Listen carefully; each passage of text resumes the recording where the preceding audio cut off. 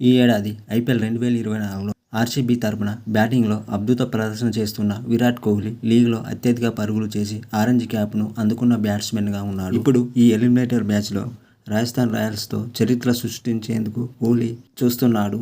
IPL ప్రారంభం నుంచి Virat Kohli royal Challengers Bengaluru తరపున ఆడుతున్నాడు. ఐపీఎల్ చరిత్రలో కోహ్లీ 251 మ్యాచ్ల 243 ఇన్నింగ్స్లో 7,971 పరుగులు చేశాడు. ప్రస్తుతం ఐపీఎల్లో అత్యధిక పరుగులు చేసిన ఆటగాడిగా కూడా కోహ్లీ ఉన్నాడు.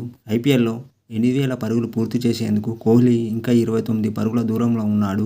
ఎలిమినేటర్ మ్యాచ్లో రాజస్థాన్ రాయల్స్పై కోహ్లీ 29 పరుగులు చేస్తే ఐపీఎల్లో 8,000 పరుగులు పూర్తి చేసిన తొలి బ్యాట్స్మెన్గా రికార్డులకెక్కనున్నాడు. ఐపీఎల్లో ఇప్పటివరకు ఏ బ్యాట్స్మెన్ ఈ ఘనత సాధించలేదు.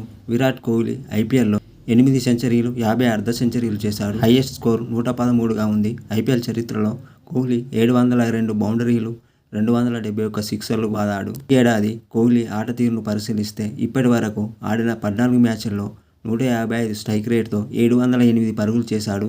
ఈ సమయంలో కోహ్లీ 59 బౌండరీలు, 37 సిక్సర్లు బాదాడు. ఇప్పుడు ఈ ఎలిమినేటర్ మ్యాచ్లోనూ కోహ్లీ అదే గొప్ప ప్రదర్శనను చేయాలని ఆశిస్తున్నారు అభిమానులు.